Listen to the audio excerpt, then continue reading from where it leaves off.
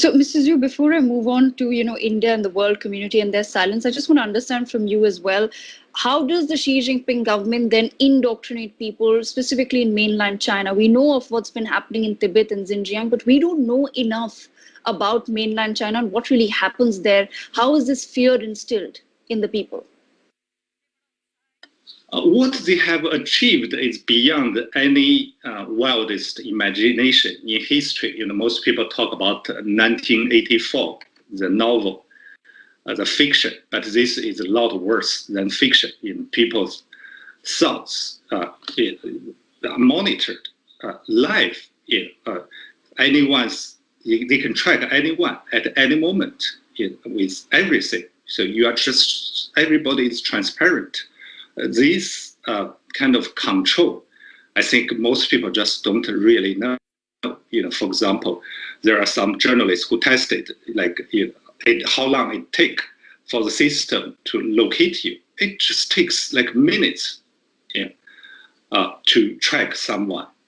And so far, for example, for censorship, they have used the most sophisticated technology, some of the most advanced technology of artificial intelligence, big data, are used on monitoring, surveillancing people, and preventing them from expressing themselves. So there's even people who talk about, the food is bad at this food hall, and they would be arrested because this is not the news they want to see. And for the world, I think the most alarming is this pandemic. For example, the doctor who posted about it in the end of last year, he was censored and later died in February. And most people probably have forgotten about him.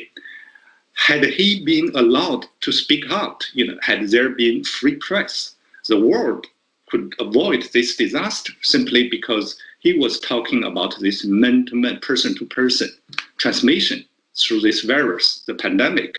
This was end of last year. And right. Yeah, so because of this so most people, we couldn't know what really happened, even if it's happening next door.